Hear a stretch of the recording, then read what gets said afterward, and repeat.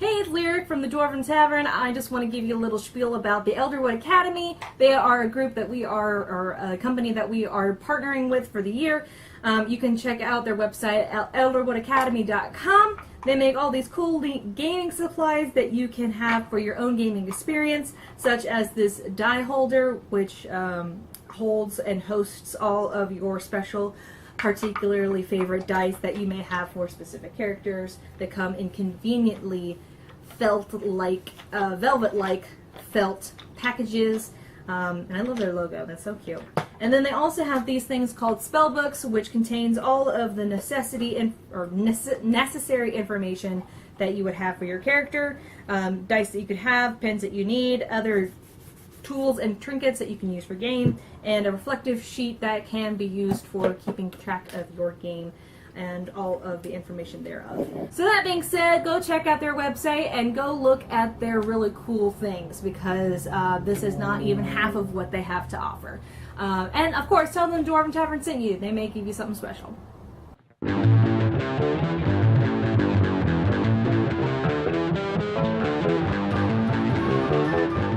Hello and welcome to the Dwarven Tavern. I am your host Lyric, and today we are going to be doing a review. This time we're checking out the Trail of the Apprentice, which is an all-ages adventure path. It is Pathfinder role-playing game compatible, done by Legendary Games, and you can find it at makeyourgamelegendary.com, and it goes for $49.99. So that's really cool that they put all of that detail on the back. I feel like role-playing games, board games, that stuff, board games kind of just never did it, but role-playing games seem to be falling out of habit of putting like price and ISBN number and websites on the backs of their books. So I feel like it's extra nice when they still remember to do that. So moving on, the Trail of the Apprentice is not an RPG system all on its own. Instead, it is a condensed campaign for you to take your gamers and your players along on so that they can experience gaming from maybe a beginner's point of view. Now, this game is made for younger audiences in mind, and it's made for gamers who may not necessarily know anything about gaming. If you've got new gamers, if you've got young gamers, gamers with very little experience, this is kind of a setup where they can play it and experience gaming from a very laid out perspective, so that they can, absorb it at a steady pace rather than being overwhelmed with something that may be a little more difficult. So, that being said, let's get into it. So, welcome to Legendary Beginnings. The Trail of the Apprentice is a series of family-friendly adventures from Legendary Games for Pathfinder role-playing game. These can be played with just the standard Pathfinder rules or with a special Pathfinder box set created just for the beginners. This is just one part of our line of Legendary Beginnings products. So, there are more than just this book, which is pretty cool. The themes and style of these adventures are suitable for all ages, though they have been crafted with a particular eye toward younger gamers and those who are relatively new to tabletop role-playing games. So, like I just said, this game was made for those people in mind. What you will find inside the Trail of the Apprentice, long has the dreaded sorceress slumbered in her enchanted prison, but at long last her power-hungry apprentice is ready to release her evil once more upon this land. His plans start small, with seemingly minor theft of a dusty relic kept by a small town scholar. Articles in words and stuff. As your heroes chase down the bandit gang responsible, the trail leads to a mysterious museum in a nearby city where the relic's mate is also stolen and a terrible curse is unleashed. The PCs must seek the aid of a rival faction in the criminal underworld to expose their shadowy foes.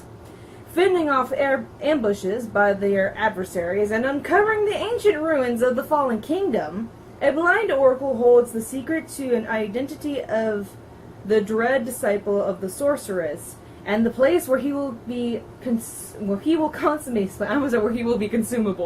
where he will consummate his plan, guiding them to the dreaded Shadescar Rift. The names of these places are tripping me up. A chasm that leads down to the dark tunnels of Chimeros, the land below the surface world. In this shunned place, the boundaries between worlds have worn thin, and the heroes must unravel the secrets of the deadly dungeon within its depths, infused with the magic of many planes.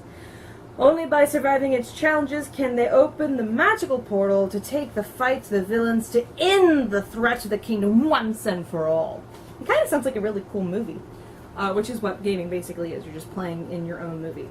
So, that being said, this is a book filled with 5 different campaigns, and those campaigns are subsequential, which means that they go from one plot point to the next. They're not individual campaigns that you can throw off, not like story hooks, which is kind of what I was expecting. I mean, to each their own, but this is a great way to get someone into gaming, which it outlines not only the player's information, but it also gives you DM information. So even if you are new to dungeon mastering, this is a great book to help you, guide you into being a dungeon master. Because, going into it even more, there is a foreword by Paris. Great book. Good job. Let's go to the first one. The Bandit's Cave. This is where you start. And I'm not going to read every single one of these because all 5 of the chapters in this book are laid out the exact same way. They start off with what you'll find in it, what it is exactly, adventure background, adventure summary, starting the adventure, so like DMs can really get a good grasp of what the game is like because they basically tell you, here's what to do when you're playing your game. Part 1, Part 2, the villains that you'll fight, the maps of the places that you'll go. I think they have NPCs in here as well. So, like, just going back to the beginning, what you'll find inside the Bandit's Cave is the people of Corbin Village are hardy folk, familiar with the dangers of the region. But when the band of orcs raids the village, Sheriff McBride realizes she only has more troubles than she can handle and calls a group of heroes to bring the orcs to justice. To complicate matters, I almost said contemplate. To complicate matters, the orcs have stolen an item of great historical value from a local sage, and he wants it back. Wait, hang on. Oh, from a local sage. Okay, I was like, where did the he come from? Can the PCs survive the danger of a nearby marsh and locate the bandits' hidden lair? If they do, can they take down the orcs and recover the sage's precious statue? So it's a statue, is what the relic is. I thought it was like a necklace or something. So that's what the Bandit's Cave is about. You are going to be up against a bandit group of orcs who have stolen something from a local sage, as I just read. And it gives you every part of the game system on why, how you can run the campaign, how you can run the game. It tells you, Max, you are right in my light, buddy. It tells you the bandit system itself. It gives you the background, which tells, where are you, who are the people that are hiring you, what is the history of the town that you're going to be in, who are these people? Like, what's going on? Then it gives the adventure summary, which is how the campaign should truck along. At the very most basic points of the adventure. Like, this is how it should be going. You can have a little bit of leeway in between each of these points, but this is what should happen if this is successful. This is what should happen if it's not. And then it goes into starting the adventure, which is basically just going into even more detail about how to run this campaign. So I feel like this is kind of like a Dungeon Master's beginner's Dungeon Master's book. So the characters they can use this as well, because they do give you characters that you can use. But this is more or less teaching the Dungeon Master how to do their thing. So Let's go in here.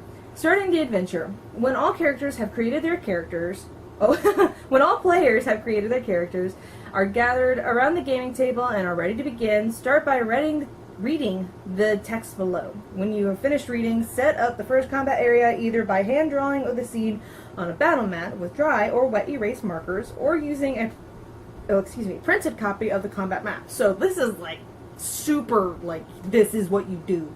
Like, if you need your handheld for how to be a DM, ta-da, here you are. This one has its hand just wide out open for you. Let me just take the role of the new dungeon master real quick. As you are enjoying each other's company in the common room of the Stone's Ordinary, your conversation is interrupted by the sound of a bell ringing outside in the village square. The bell rings for a few moments, followed by a man's voice shouting a warning. 2 arms! 2 arms! I'm a very, very feminine man. Excuse me. 2 arms! 2 arms! Raiders inside the palisade! The man repeats his warning, then begins ringing the bell again, ding-a-ling, ding-a-ling. While the elders and the children in their ordinary move to the back of the common room, away from the door. I'm Shatner all of a sudden. Many of the villagers move toward the door, preparing to defend themselves and the village from the raiders. This is where you go, so what do you do? Once the PC moves outside, continue describing the actions of the town square. So basically when I say, what do? You say, I'm gonna go outside and see what's up. Then I continue as the DM. To the east, the village's main gate would normally be closed to fend off the attack like this. Now, it is wide open and blocked by a covered wagon with several arrows sticking out of its side. A few villagers are trying to shove the wagon out of the way so they can close the gate, but they're not having any luck. They aren't getting any help either because most of the people are busy running for their lives or fighting bravely against the several big green-skinned humanoids. I give up, okay? One of my pet peeves is that orcs are now green because of a video game, and I just don't want them to be green anymore. Anyway, that's Pathfinder orcs are green, and I get that, but if I were running this campaign, they would not be green. They would be like mud colored, or I don't know why, but I always thought like orcs would be purple, like a kind of like a mulberry stain purple, not humanoid colored, not human colored, I should say. Like they had they were like everything from like ruddy yellow to like it was like they were swimming in like their skin color was like they were swimming in the depths, and I always imagined that they had not like Urukai colored skin, but like boarhide almost. Like I always imagined that they were like you could not even really tell their skin color because of the fur or hair that would be on them. Because orcs are basically just humanoid boars if you go back to their like original design, quote unquote. That being said, that is my grievance, and it is not with this book, but with the design of the orcs that have been of late. So, me being a lover of half-orcs, none of my half-orcs are green. So, just throwing that out there. You can love half-orcs or orcs being green all you want. That's my little tirade. I am getting off my soapbox and back into the story. The sight of these man-like creatures with their yellow tusks jutting up from their lower jawbones quickly reveals what is happening. Corbin Village has been invaded by orcs. Bah, bah, bah. So, moving on. This is where the players can attempt a knowledge check to determine what they know about orcs, which I feel like if they were locals, they would know a lot. I think it says that, yeah. Then it goes into like how to play combat. It gives the orcs stats on this page. How to be an orc. It even tells you, as the DM, how to do your job. That's really cool. Orcs don't always... Okay, hang on. Something caught my eye. The orcs don't have to say anything at all during the fight, but if they do, things like me smash or ow, you hurt Grunk's head, spoken in a booming voice, of course, are perfectly fine. Alright, we're playing into them stereotypes, but... Because apparently all orcs are cavemen. which, I mean, I guess that just depends on whose orc you are playing. My orcs are very intelligent barbarians, alright? I give them way more credit than they deserve. But, I mean, then again, I play half-orcs, so obviously they're a little more intelligent than their parents. So, yeah, how to be an orc is a part of this campaign, just because you will be playing an orc as the DM. Now, as the DM, I recommend doing a little more research than just looking into one book. But if you're completely new to this guide it's acceptable. It's completely fine. It's not something that you have to go out of your way to research. I mean, unless you're one of those people like me, where you have to like really look into it, or otherwise you're gonna be anxious throughout the entire campaign.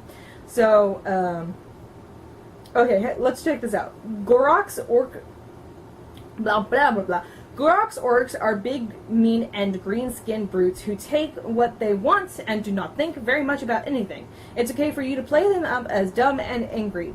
You can even make it comical, switching from scary roars as the orcs attack to whimpers and cries as the PCs beat them up.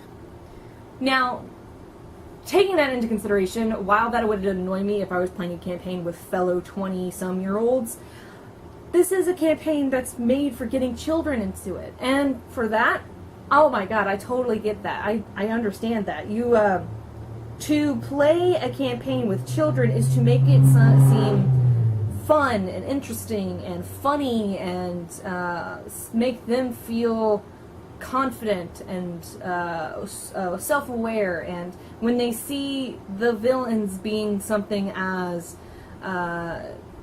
something that might be scary, and then you make it funny, that makes the players a little more confident in their choices. So what I said about the orcs being not as smart as I would make them, that's acceptable for a campaign where you're playing with kids, because junior players, as it says in the book, will get into action if you portray the orcs and any other characters using voices, facial expressions, and hand gestures that make them entertaining and easy to recognize. Don't be shy or embarrassed to give your characters your all. Your players will give it right back, and you'll have more fun. That's cute. I like that. Because as long as I can remember, my dad has always done voices for specific characters. Even the female characters, he'll make up accents and voices and talk with a lisp, or talk with abbreviated vocabulary, or not articulate as he normally is, because the characters that he's playing is not himself, and therefore they may speak in a different manner. And this also gives them a more recognizable features, because my dad looks like my dad, and he can't exactly put on makeup every time he's playing, let's say, Ella of Hinder Hill. So that would be hysterical.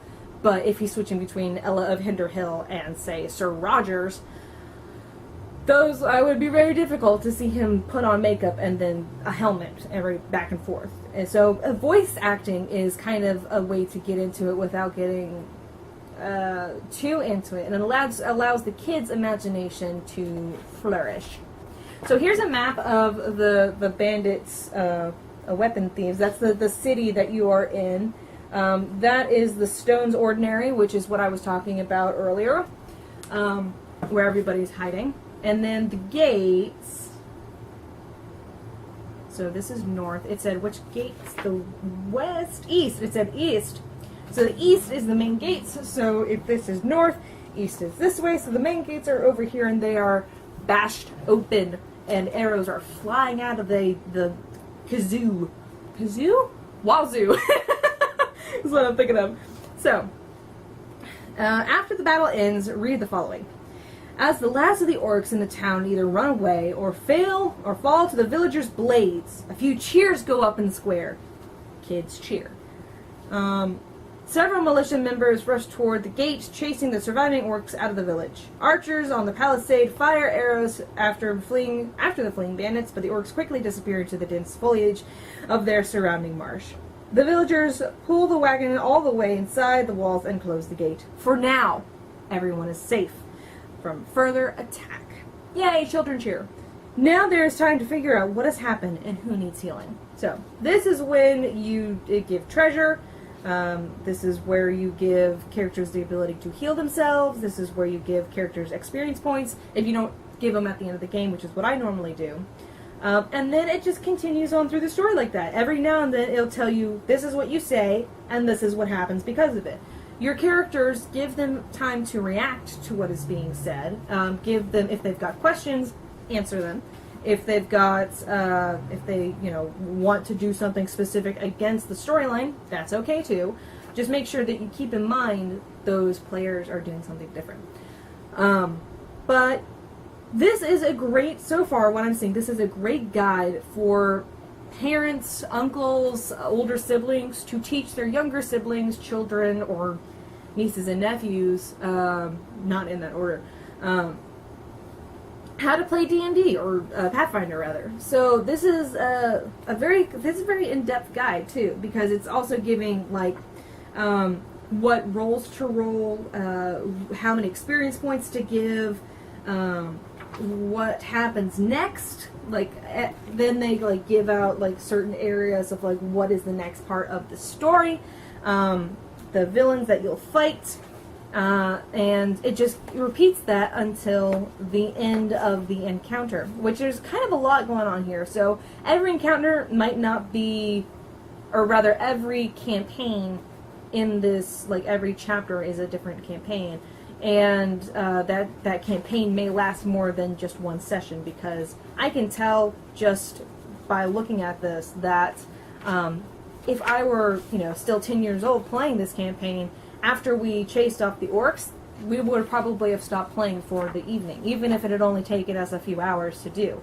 That's just because it would be really overwhelming for smaller children to experience so much gaming all at once. And it's they've got their story to tell for the next night, and then get back together and game the next part of the chapter. And these are, I think they're all given different parts. Yeah, see, this one says, going back, Part 1, Attack on Corbin Village, 1A, Weapon Thieves. And then it says it's even 600 experience points. Like, how cool is that? It even gives you how many experience points to give your characters at the end of each campaign. And then 1B, the next part of this campaign, is Young Assassin Vine, another 600 experience points. So 1C, Swamp Gas, 200 experience points. Lizard Folk Patrol, 800 experience points. Now, I don't know where it says the leveling up part. I feel like depending on, if I remember correctly, 1,200 experience points is where you level up first level. If that's easy, if you're using the easy track,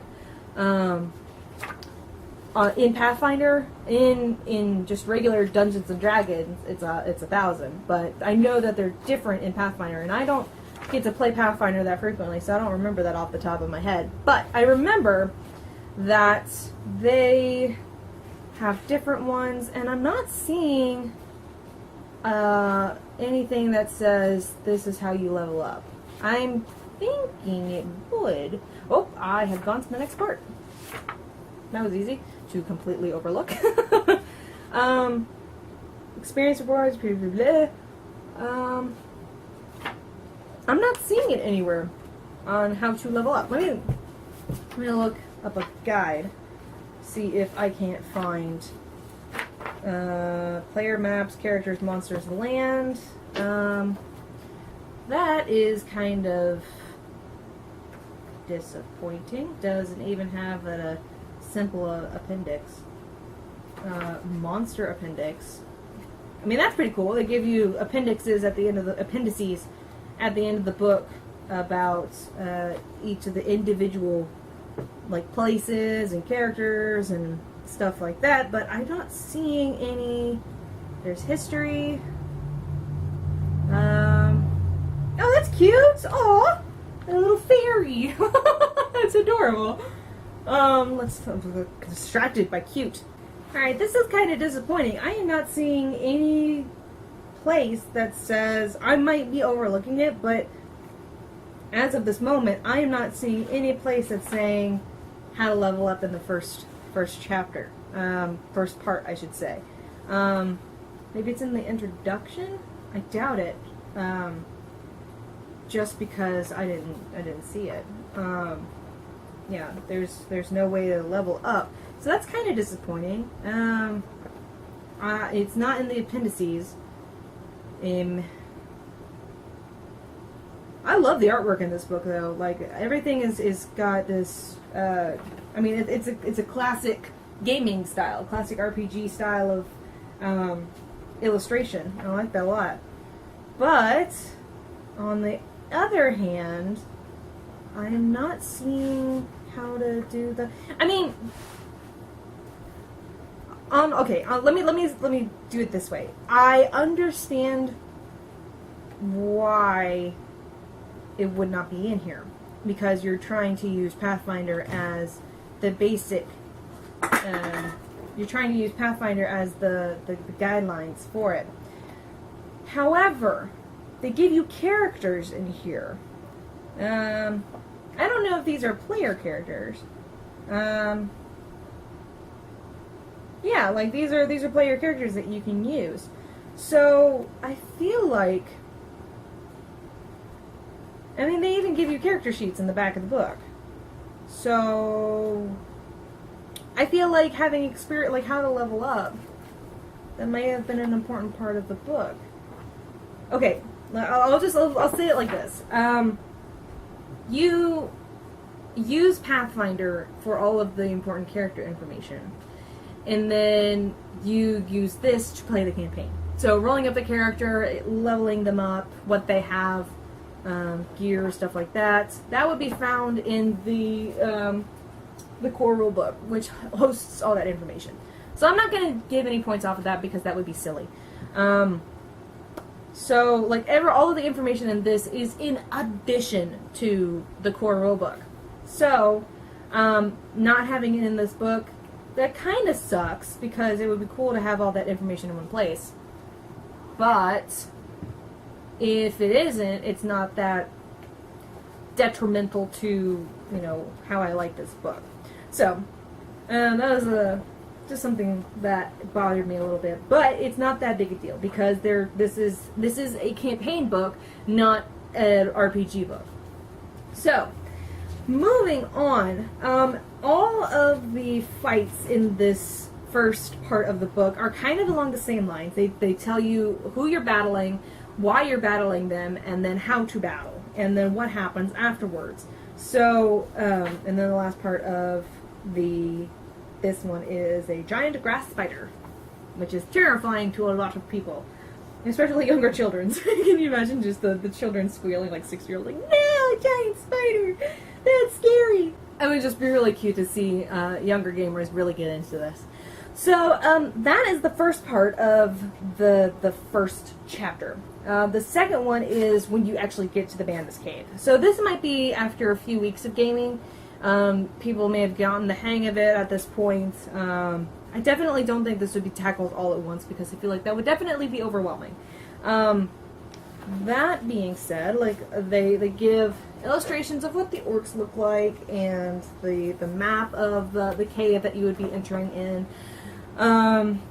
A simple map. In groups of younger players, or those just learning to play Pathfinder, it is often helpful to have tools that keep the players focused on the mission. That is very true, especially for younger gamers. I was in a campaign with fellow 12-year-olds and younger, and a lot of times, we play with those people very constantly, but we never got past the first campaign with some of those players, just because they could not stay focused on anything that was happening in the game. So it's definitely helpful to have tools to keep your younger players interested. Older or more experienced players learn to handle distractions that pull them away from an adventure's main objectives, so they can deal with the side quests and still get back on track. But side quests may pull novice gamers too far off course.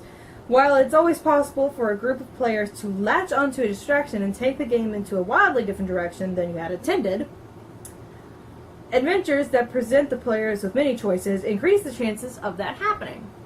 So, basically what this is saying is, when you have a map, and you have the set goals in mind, it is very easy to stay on course with what you have planned as the DM. I have an example that we probably mentioned in a different video where my father was playing with some of his friends. And they were a lot older than, say, what this book may be alluding to. But one of the characters was getting something up a mountain, and as he was climbing, he found this curved, kind of almost see-through thing, and it was like hard as stone, and it was peculiar because it was about 3 feet long, and which is about a yard. So it was about this long, and it was curved like a crescent moon, and it was like a gross yellow color, and like was dingy and smelled horrible. And the character dropped everything else he was doing in that campaign and went on a path to find out what this curved, enchanted object was and why it stank so bad. So he spent like the next 3 or 4 campaigns trying to find someone who would decipher what it was. And when he finally found the most ancient, archaic, beautifully wonderful, talented wizard, he was like, "This is an ogre's toenail, my friend. Why have you been carrying this around for so many months?" And completely derailed the storyline that my father had set up for him. So you want to avoid that. You want to avoid that in a campaign. So my father, being as detail-oriented as he is, I kind of had an oversight with that particular detail. So if you have children, make sure you don't have ogre toenail clippings laying around, because they will go on a quest and find out what exactly they are. Moving on.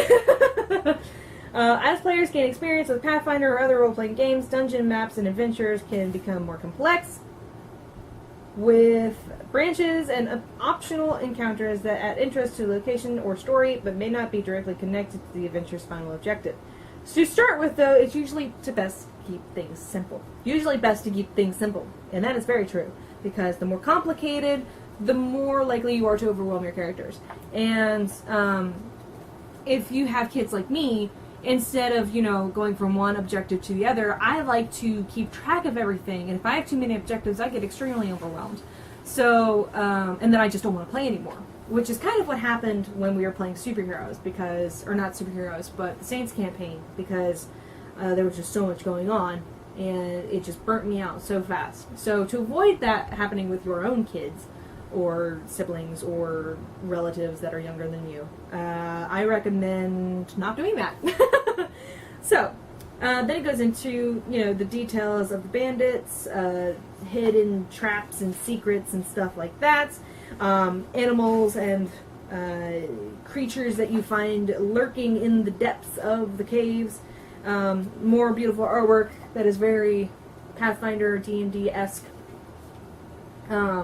And then concluding the adventure, because at this point, they have won. Player handout, letter to the bandits. Gorox! Greetings, honored son of the Dread Lord. Here is the agreed payment for retrieving the serpent statue from the Corbin Sage home. I hope that these coins, along with the spoils of your raid, will serve you well. Max, you are right in my light. Can you lay down or something? Can you lay down? Don't huff at me. Just lay down. Just lay down. Lay down. You were right in my... Okay, fine. I'll move. Move. Come on, move. Thank you. Where was I? I know that I can trust you to accomplish this task. This is why I have sent the payment in advance. Once you have the statue, take it to the appointed place in the bag that I've sent you, and give me the bag to my hawk, who will bring it to me. Succeed in your mission. Deliver the statue to my servant. And you can enjoy your treasures for as long as it lasts. Because they're orcs, it won't last very long. If you fail or try to cheat me, however, I will know it. And even your orc god's fury will be nothing compared to the swift and terrible... Swift? Why swift? It should be long and drawn out. Anyway. Swift and terrible punishment I will unleash upon you. Signed, the letter B. Because that is from the Apprentice that we talked about. So, Then it goes into the conclusion, as I mentioned before. As the PCs defeat the bandits, they have officially reached the end of the adventure. If they survived all the encounters presented and found all the treasure, they should have enough experience to become second-level characters. Oh, hey, this is the leveling up I was talking about. And enough treasure to give them the wealth appropriate for your character of that level. You can describe the trip to town, how the villagers received PC heroes, award all the characters 135 experience points. Oh, hey, they included what we do. If you wish, you can include smaller awards, say 25 to 50 experience points to each PC for good role-playing or coming up with particularly clever solutions to problems. That's a little stingy compared to what we're used to, but moving on. Just to be sure to give each PC roughly equal amount of experience points so that everyone is on the same level. You don't want to show favoritism to certain players or other characters. Now, that depends on how much the player contributed to the story. Because while I agree favoritism is horrible when it comes to playing Dungeons & Dragons and Pathfinder and other RPGs, I also feel like not awarding specific ideas and not giving them the just award that they deserve can be just as bad as showing favoritism. If you treat everybody equally, that's great, but at the same time, it's also neglecting when someone is really, truly successful at something. So, like with me and my siblings, we never earned the same amount of experience points because my sister Lissa was always giving the greatest ideas that we had, and my brother Ian was always getting the most kills, and my sister Lindsay was always doing the most amount of support, and then I was just there. So I was there for comedy's sake, which is not true. I hardly talked in some campaigns until I blossomed. And I had Barak, who taught me how to be more outgoing with my campaigns. And then I started earning experience points accordingly. So, while it's helpful to give characters or players their experience points equal levels, it also neglects those who may be showing particularly high levels of skill in certain things. So, okay, let me put it this way. If you give experience points for specific skills but want to keep it equal, make sure you highlight specific skills of each individual person. Say if one person's good at finding traps, if another person is good at casting spells.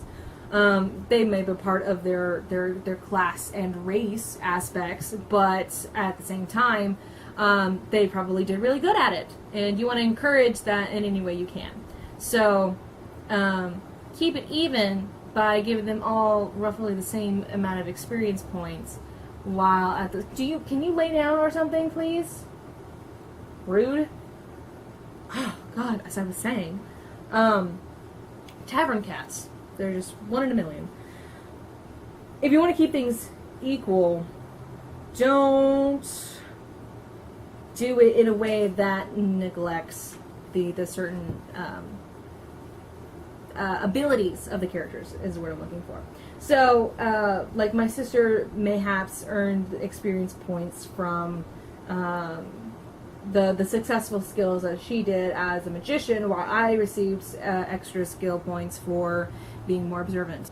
So, that being said, I also think that you should be giving experience points throughout the game, because if someone comes up with a good idea during the game, you could write that down, but they may forget. So, I would say that is another great way to avoid the idea of favoritism.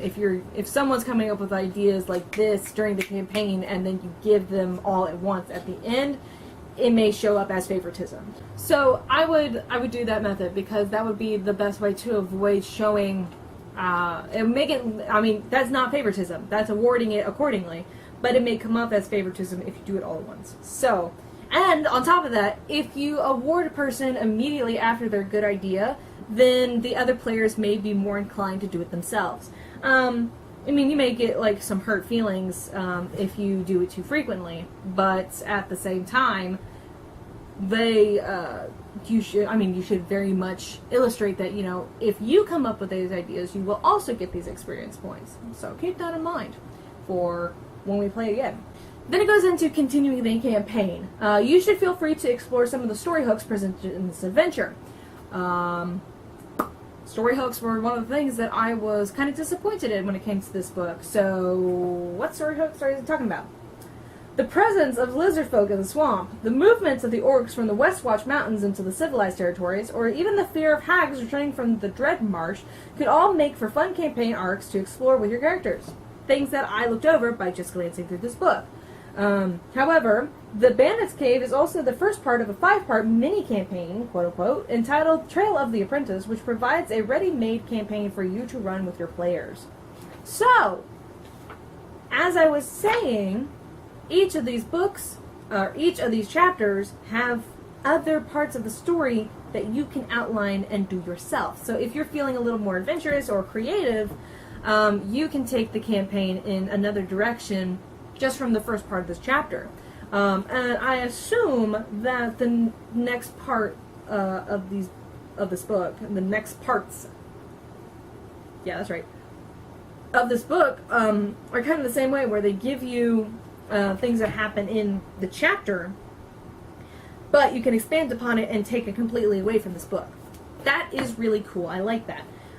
It's not that that these different parts are story hooks that you can start different campaigns with. It's that each part of this massive campaign has individual story hooks that you can elaborate on and then come back to, or do it after this campaign, or just completely derail from this book entirely. And I like that a lot. So that's really cool. I stand corrected.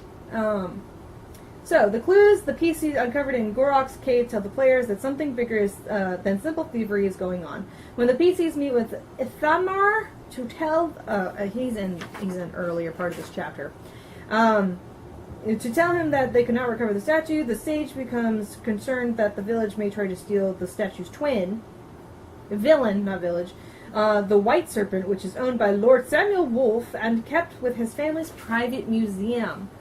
And that is actually the next part, I believe. The King's Curse. And then it goes the Thieves' Den, which is more exploratory of the main bad guy. The Oracle's Test. And then last but not least, the Wizard's Dungeon. So you go all the way to the Apprentice himself to stop the dreaded plot of evil that he has going on in the concoction of his mind. So, that being said, it goes on to the appendix, which is the village of Corbin, the people who are thereof, explaining expanded rules that may help you if you're a little more confused than what it outlined to begin with, deities that you may worship, and then it goes on to chapter 2.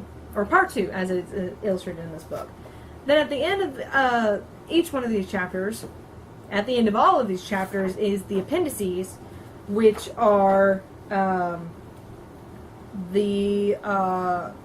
Terralian Gazeter, which is the Thrall of the Eastern Terralian. I guess the Terralian is the land thereof that you live in. So the land of Terralian, monsters of Terralian, characters of Terralian, and... Oh, I skipped too far ahead. Well, actually, that's it. Then it's just the end of the book. And then it's got character sheets, maps that you can Xerox and keep with you, and character puns, which are at the back of the book. So you can print those out and put them on little like T characters, just so your characters can keep track of themselves on their individual maps. So I didn't want to read too into it. I didn't want to read each individual part because they're pretty much laid out the exact same way, just with different details and plot points, different characters and stuff like that.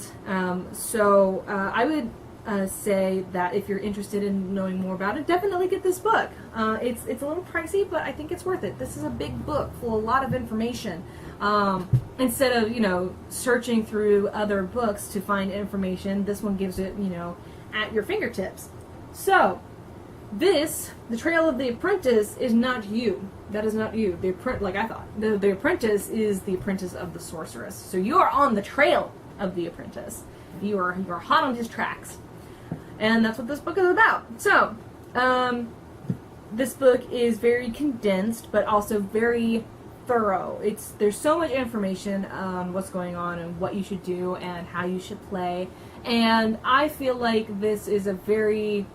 I would have loved something like this when I was growing up and I first started DMing, because I felt like there was a lot of information that I was lacking until I got older and was able to, get better at it.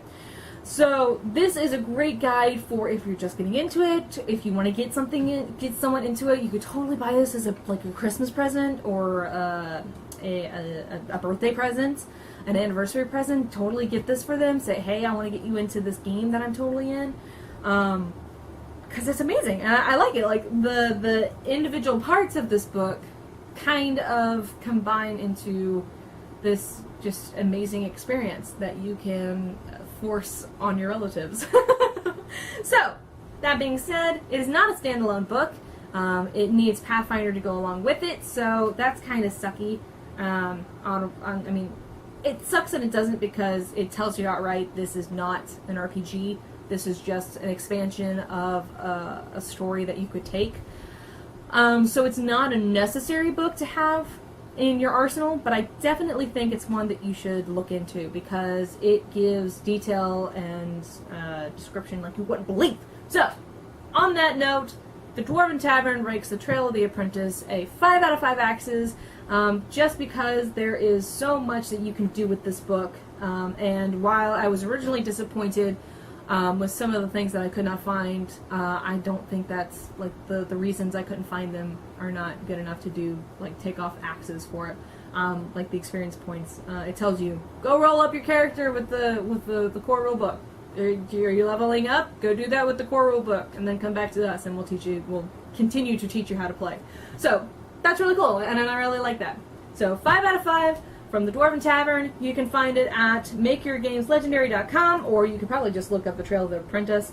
And they're done by Legendary Games, which is Pathfinder compatible. They go for $49.99, and that is that. So, on behalf of the entire cast and crew of the Dwarven Tavern, I am Lyric, and I wish for you to want from nothing but adventure, especially if it's a new one.